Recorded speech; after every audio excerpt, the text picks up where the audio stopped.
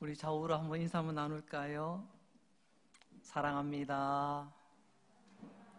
잘 오셨습니다. 오늘도 은혜 받읍시다. 우리 일주일에 만날 때마다 우리 인사가 이렇게 이어졌으면 좋겠습니다. 달력이 바뀌었다고 새해가 된다면 100번이라도 바꾸고 싶습니다. 그러나 새해가 달력이 바뀌어서가 아니라 새해에 대한 우리의 마음가짐, 우리의 자세가 중요하리라 생각되어집니다. 그래서 오늘 두 번째 시간 먹고 시작합시다 라는 제목으로 말씀을 전하려고 합니다. 새해가 되면 우리는 본능적으로 뭔가 소원을 가지게 됩니다. 바램. 그래서 어떤 사람들은 새해 첫날 떠오르는 태양에게 올 한 해 나의 소원을 간절히 빌기 위해서 동해 바다를 그렇게 많이 찾아오신 것 같습니다. 그러나 우리는 하나님께 우리 마음의 소원을 구하며 기도하며 나아갑니다. 처음 시작, 마음가짐이 다르기 때문에 그런 소원과 바람이 있는 것 어쩌면 자연스러운 것인지도 모르겠습니다. 그런데 여기서 한 걸음 더 나아가서요, 우리의 소원만 구하는 것이 아니라 새해 첫날이 되면 음식도 새로운 걸 먹습니다. 새해가 되면 먹는 첫 음식, 그건 평소에 먹는 음식하고는 의미가 다릅니다. 우리는 떡국을 주로 먹게 되죠. 여러분, 떡국을 왜 먹는지 아십니까? 제가 이렇게 자료를 보니까 이런 재미난 설명이 있더라고요. 그 설명에 의하면 세 가지 이유가 있답니다. 여러분, 떡은 하얗고 뽀얗지 않습니까? 그래서 올해 착하게 사세요. 다른 사람에게 해끼치지 말고 해코지 하지 마시고 착하게 사십시오. 뭐 그런 의미가 있고요. 또 떡 가래, 이 가래떡이 길게 쭉 뽑아져 나오지 않습니까? 길기 때문에 우리 생명이 길어진다. 장수의 의미도 담겨 있답니다. 올해도 길게, 올해도 생명 잘 보존하셔서 사시기 바랍니다. 그런 의미도 담겨 있다고 하네요. 그리고 세 번째로는 이 가래떡이 썰어 놓으면 동그랗지 않습니까? 조금 어슷하게 썰면 타원형이 되기도 하지만 둥굽니다. 이 둥근 것은 역전을 뜻한다고 하네요. 그러면 뭐겠습니까? 돈이죠. 올해 떡국 먹고 올해도 돈 잘 버세요. 뭐 나름 이런 의미가 있다라고 하더라고요. 저는 지금까지 그런 의미 생각해 본 적 하나도 없이, 야, 올해는 맛있냐 맛없냐 그것만 생각했는데, 아유, 제 생각이 많이 짧았던 것 같습니다. 떡국 한 그릇에 이처럼 우리의 소망을 담는 우리의 독특한 문화가 있습니다. 그렇다면 성경적인 전통에서 하나님의 백성은 새해에 무엇을 먹었을까요? 새해가 된다, 이런 우리만 새해가 있는 게 아닙니다.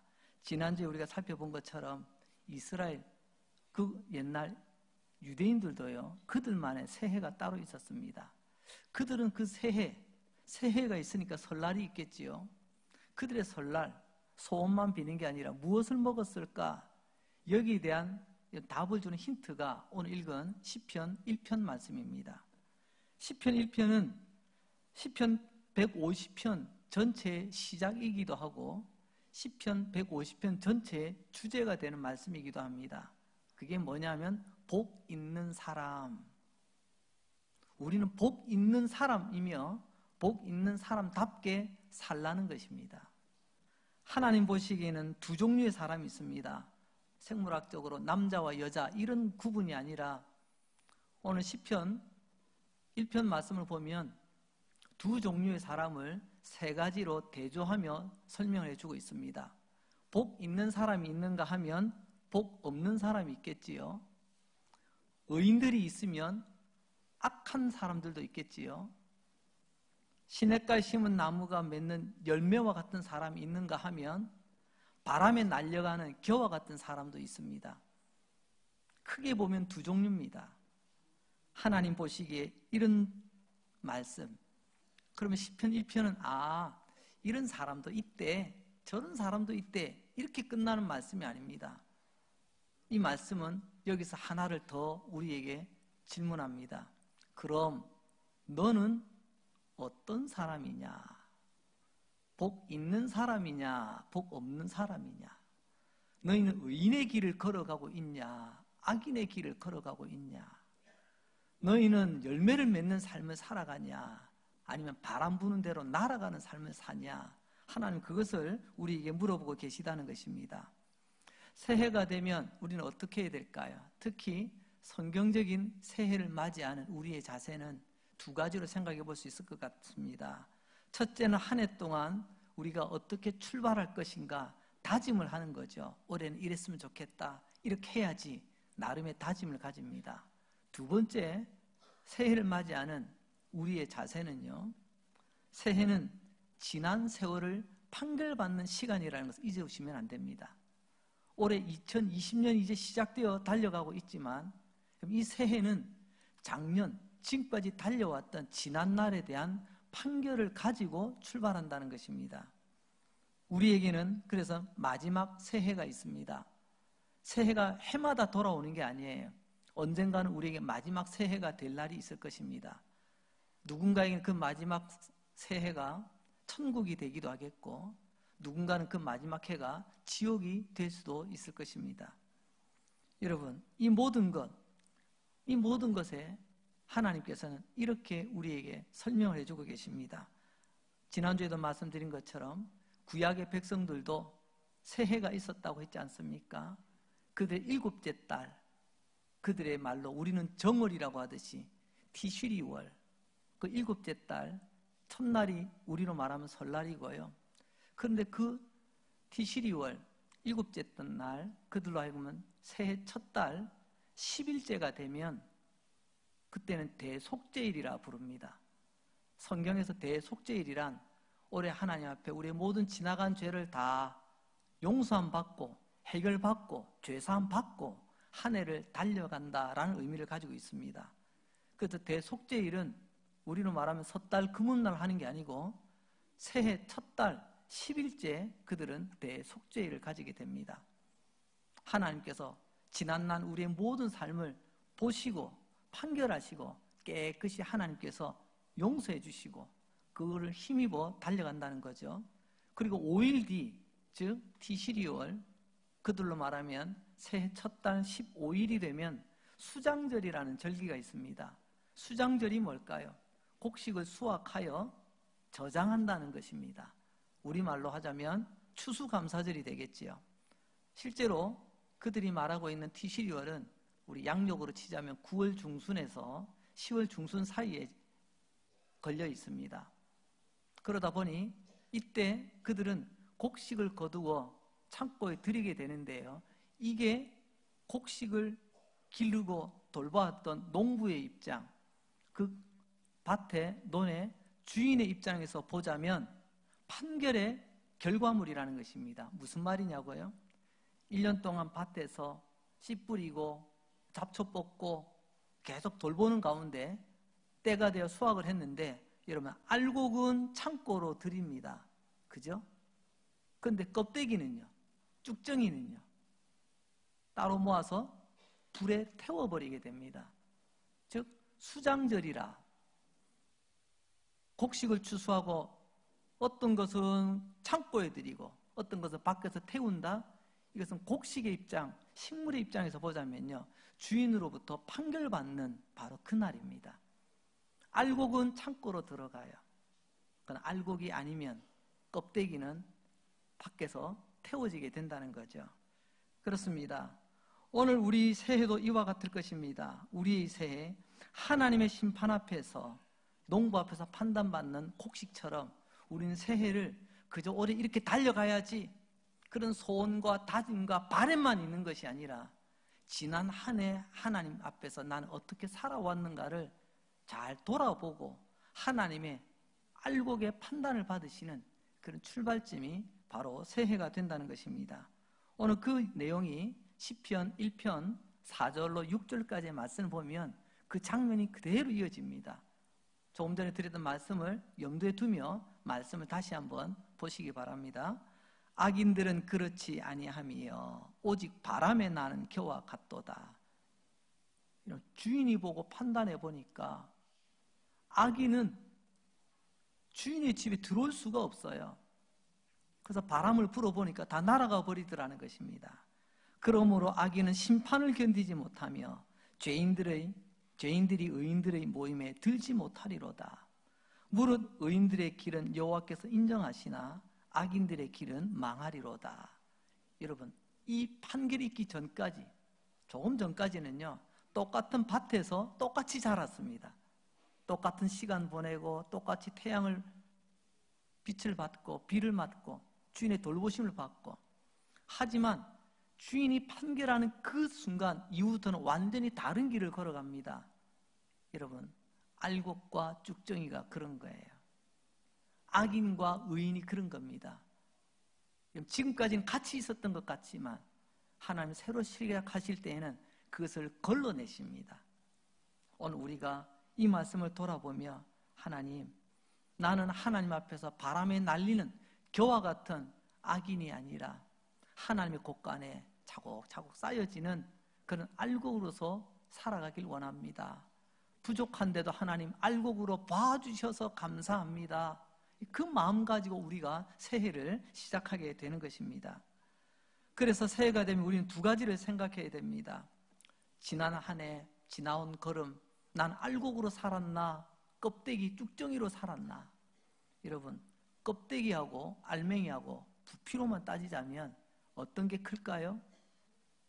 포장지가 알맹이보다 크잖아요. 이런 껍데기가 알맹이보다 큽니다. 그런데 하나님은요, 크기로 재는 것이 아니라 무게로 달아보십니다. 바람을 왜 부냐? 가벼운 건 날아가거든요. 하지만 알곡은 바람이 불어도 무게가 있기 때문에 거기 소복히 쌓여요. 아, 이게 알곡이구나. 주인은 그래서 따로 거두어서 창고에 들인다는 것입니다.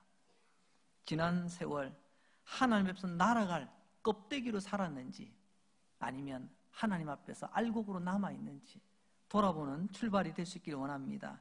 그리고 또 하나는, 나는 그러면 올해는 어떻게 살아야 될까? 그러면 지나간 삶뿐만이 아니라 올해 또 우리 달려가야 되잖아요. 어떤 삶을 살아야 될까? 거기에 대한 우리는 거룩한 부담을 가지고 달려가게 됩니다. 하나님께서 나에게 새해를 주신 이유, 새로운 기회를 주신 이유가 바로 올해 이렇게 의인처럼, 그리고 알곡처럼, 그리고 복 있는 사람으로 살아가길 원하여 하나님께서 우리에게 또 새해라고 하는 기회를 주신 줄로 믿습니다.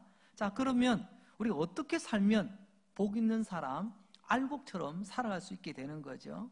알곡이 왜 알곡이 되고 쭉정이는 왜 쭉정이가 됐을까요? 운이 좋아서요? 재수가 좋아서요? 그러면 조금 더 생각해 볼까요? 왜 어떤 사람은 천국에 가고 어떤 사람은 지옥에 가나요? 운 때문인가요? 재수 때문인가요? 한 걸음 더 나가 볼까요? 어떤 사람은 왜 복 있는 사람이 되고 어떤 사람은 왜 복 없는 사람이 되고 말까요? 그것도 운이나 재수입니까? 알곡이 그냥 알곡이 되었겠습니까? 알곡이 입이 있어 대답한다면 아마 이렇게 대답했을 것입니다. 저요, 조심하고 인내하며 기다렸기 때문에 그렇습니다. 아마 그렇게 말할 것입니다. 알곡이 그냥 된 게 아닙니다. 알곡이 되기까지 얼마나 조심했겠어요? 다가오는 벌레를 조심했을 것입니다. 병충해를 이겨내며 견디며 달려왔을 것입니다. 여러분, 그냥 거저되는 알곡은 하나도 없습니다. 벌레를 용납한 알곡, 이런 말이 되지 않지 않습니까? 여러분의 영혼을 갉아먹는 벌레, 여러분의 인격을 갉아먹는 벌레, 여러분의 축복된 삶을 갉아먹는 벌레를 용납하셨다면 여러분들은 알곡이 될 수가 없어요. 그래서 벌레 조심하고 찬바람 조심하고 뜨거운 바람 조심하며, 그리고 그 가운데 참고 인내하며 그 과정들을 이겨내었기 때문에 알곡이라 인정받고 판결받고 주인의 창고에 들어와 있는 것 아니겠습니까? 우리도 마찬가지입니다. 복 있는 사람답게 우리는 주인을 기쁘시게 해드리며 우리의 삶에 하나님 보시기에 아름다운 열매 연걸어 가게 될 때에 하나님의 창고에 우리는 아름답게 들어가게 되는 것 아니겠습니까? 그럼 우리가 조심하고 이겨야 될 우리의 벌레들이 뭐가 있을까요? 오늘 1절 말씀을 보면 아주 자세히 나와 있습니다. 우리가 조심해야 될 내용들, 복 있는 사람은 어떻게 해요? 악인들의 꾀를 따르지 아니하고 죄인들의 길에 서지 아니하고 오만한 자들의 자리에 앉지 아니한다.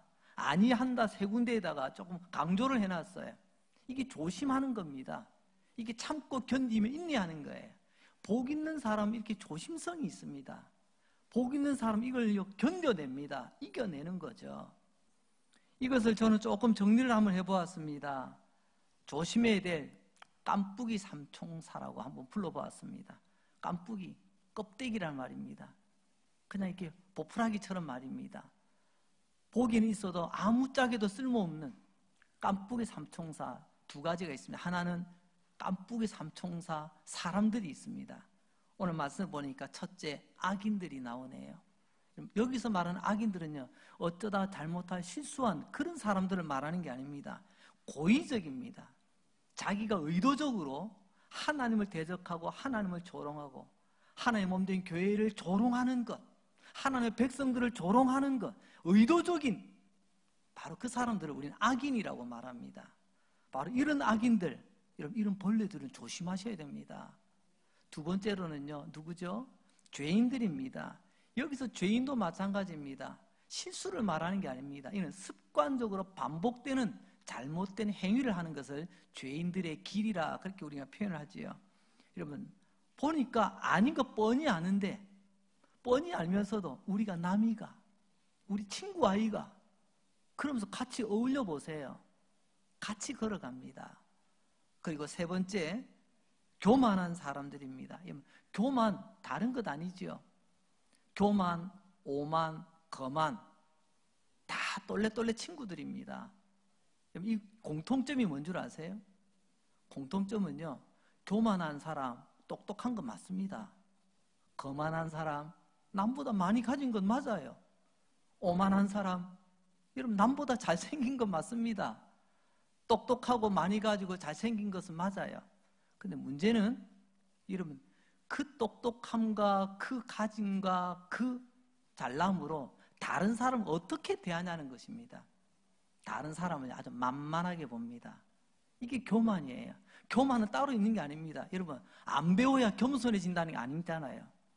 잘 배워도요, 많이 가져도요, 아주 멋지게 생겨도요, 다른 사람을 만만하게 보지 않고, 이걸 다른 말로 표현하면 무례하게 대하는 겁니다. 함부로 대하는 거죠. 무례하게 대한다는 그 자체가 교만이고 오만이고 거만이에요. 이건 태도의 문제입니다. 이런 사람들을 조심하라고 하나님 분명히 말씀하십니다.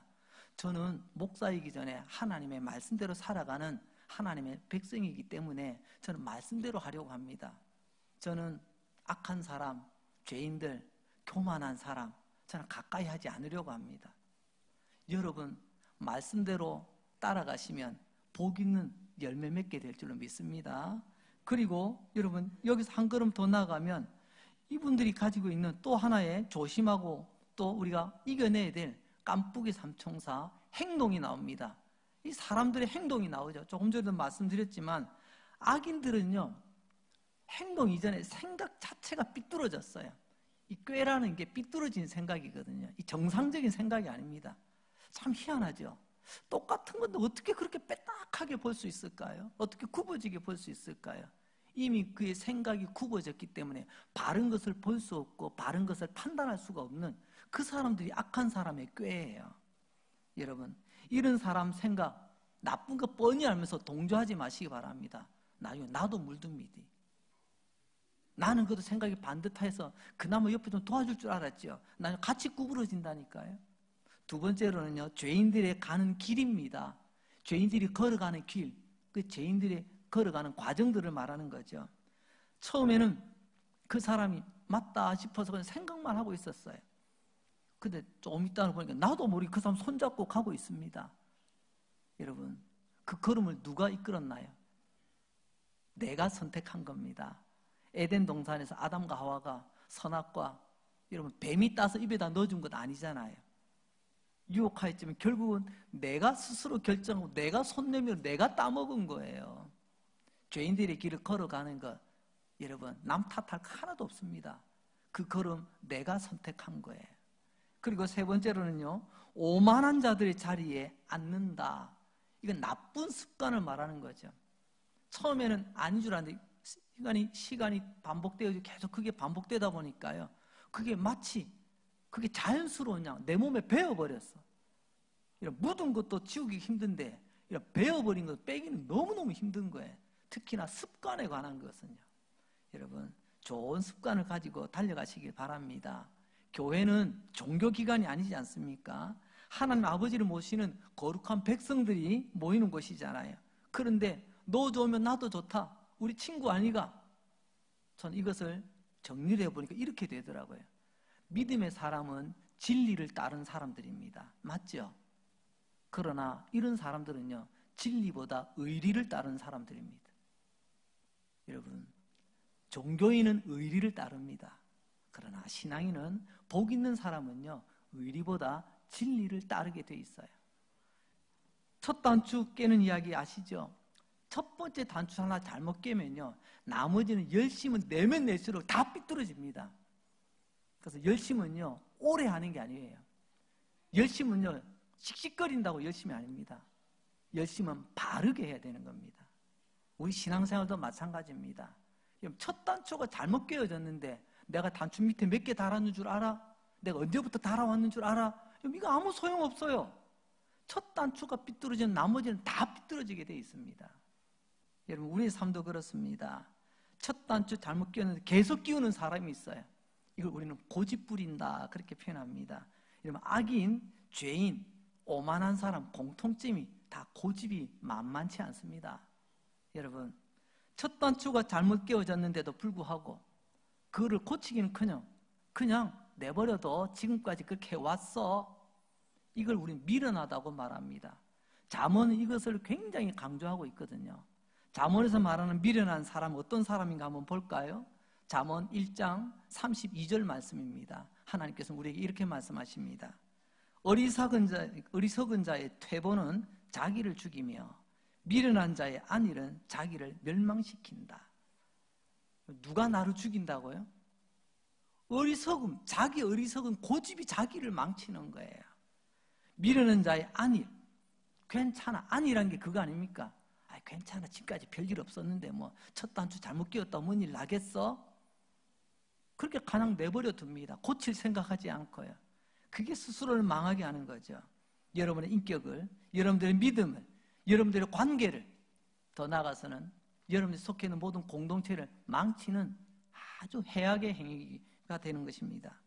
이런 미련함, 우리는 바보라고 부르죠. 그런데 성경은 바보라는 직설적인 표현을 잘 쓰지 않습니다. 아니, 쓰지 않죠. 그래서 이 바보라는 표현, 이것을 곰곰이 생각해 보니까 언젠가 제가 한번 읽었던 글이 생각이 났습니다. 어느 국어학자가 바보의 어원에 대해서 이렇게 설명해 놓은 게 제가 기억 속에 오래 남는 것 같아요. 바보의 어원, 어디서 출발했냐? 밥보에서부터 시작이 됐다는 겁니다. 바보는 다른 거 없답니다. 자나깨나 밥만 생각한다는 거죠. 이게 밥보랍니다. 그 밥보에서 바보가 나왔다. 나름 뭐 일리는 있는 것 같은데 뭐 그 사람의 주장이니까 그러려니 하고 있습니다. 저는 한번 생각해 봤습니다. 새해가 시작되어 달려가지만 오늘도 우리는요, 내가 먹을 것, 마실 것만 생각하며 살아간다면 그 사람이 바보 아닙니까? 바보. 그 사람이 바보 같은 삶, 미련한 삶을 살아가는 것 아니겠습니까? 올 한 해 동안 복 있는 사람, 의로운 사람, 알곡으로 살아가시기를 주의 이름으로 축복합니다. 이제 그러면 한 걸음 더 나갑니다. 어떻게 하면 복 있는 사람, 의로운 사람, 열매 맺는 삶을 살아가게 될까요? 여기에 방법을 하나님께서 오늘 시편 1편 2절을 통해서 우리에게 구체적으로 자세히 가르쳐주고 계십니다. 시편 1편 2절 말씀 제가 한번 읽어드리겠습니다. 하나님께서는 이렇게 말씀하십니다. 오직 여호와의 율법을 즐거워하여 그 율법을 주야로 묵상하는도다. 여호와 율법, 하나님의 말씀을 어떻게 하라고요? 오늘 강조점은 즐거워함에 있어요. 하나님의 말씀을 많이 하는 게 중요한 게 아닙니다. 하나님의 말씀을 즐거워할 수 있느냐, 말씀에 대한 반응이라고 말할 수가 있습니다. 한마디로 말하면 하나님의 말씀에 달려 있다는 거죠. 히브리어로 이 즐거워한다, 기뻐한다 라는 이 말이요, 명사형으로 쓰여지게 되면 관심사라는 말로 같이 이어지게 됩니다. 즉 다시 말하면 하나님의 관심사가 나의 관심사가 되는 것, 그게 내 기쁨이 될 때 이게 복 있는 사람의 특징이라는 것입니다. 하나님, 내 관심 있는 것 좀 관심 좀 가져주세요, 이게 아니고요, 하나님이 관심 가지는 것에 내가 관심 가질 수 있는 사람, 그 사람이 복 있는 사람이라는 거예요. 그래서 구약의 사람들은 새해가 되면 먹고 시작했습니다. 하나님의 관심사가 뭔지를 하나님의 말씀을 통해서 알 수 있기 때문에 그 하나님의 말씀을 우리가 어떻게 하나님의 말씀을 받을 것인가. 그래서 구약의 하나님의 백성들은요, 그들 일상에서 구체적으로 실천에 옮겼습니다. 그들이 새해가 되면 먹고 시작했던 두 종류의 과일이 있습니다. 첫 번째는요, 사과를 꿀에다가 찍어 먹었습니다. 사과도 맛있는데 그 사과를 꿀에다가 찍어 먹는 것, 마치 우리 새해가 되면 떡국 먹고 새해가 되면 새해 음식 먹듯이 말입니다. 무슨 이야기냐고요? 사과는 달잖아요. 거기다 더 단 꿀을 또 묻혀서 먹습니다. 하나님, 이 사과도 맛있지만 꿀을 찍으면 너무너무 달고 맛있네요. 단 거 먹으면 기분이 어떻습니까? 단 거 먹으면 당만 보충되는 게 아니고요, 기분이 왠지 좋아집니다. 이게 단 것이 주는 효과 중에 하나거든요. 그래서 단 것 하면 항상 기쁜 것하고 연결이 됩니다. 쓴 것 하면 왠지 좀 나쁜 것, 우린 그렇게 연상이 됩니다. 그래서 시편 119편 103절에서는요 우리에게 이렇게 말씀합니다. 주의 말씀의 맛이 내게 어찌 그리 단지요, 내 입에 꿀보다 더 단이이다. 하나님의 말씀 먹는데요, 먹는다고 배부르고 끝나는 게 아니에요. 어느 분은 그러시더라고요. 식사 어떻게 했습니까? 했더니 한 끼 뚝딱 했대요. 한 끼 뚝딱. 뭘 먹었는지 맛도 모르겠대요. 그냥 한 끼 뚝딱 하고 끝냈대요. 열심히 살아가시다 보니까 언제만 맛을 느끼고 그럴 수 있겠어요. 하지만 조금만 생각해 보시기 바랍니다. 혹시 하나님의 말씀도 그냥 한 끼 뚝딱 하듯이 예배 뚝딱 치우고 끝나지 않습니까? 이런 말씀을 먹으면요, 말씀의 맛을 느끼셔야 됩니다. 이러면서 복 있는 사람의 특징은요, 말씀을 먹을 때 말씀이 꿀송이보다 더 달대요. 말씀이 달기 때문에 나를 기쁘게 해주고 나를 즐겁게 하며 그 즐거움을 늘 붙들고 살아가는 사람, 그 사람이 복 있는 사람 아니겠습니까? 그런데 우리는 어떻습니까? 어느 순간부터 여러분 말씀의 맛을 잃어버리고 있지는 않나요? 그럼 한 끼 뚝딱 치우는 식사하듯이 말입니다. 아이고, 오늘도 예배 드리고 왔어. 예배는 드렸는데 오늘 그때 하나님께 주셨던 말씀에 대해서는 어떤 맛을 느끼셨습니까? 여러분, 맛을 느끼지 못하고 살아가는 것 굉장히 큰 고통이기도 하고요. 평소에는 괜찮은데 오늘 갑자기 입맛이 떨어졌다. 무슨 증상이죠? 내 몸이 탈났다는 겁니다. 병났다는 거예요.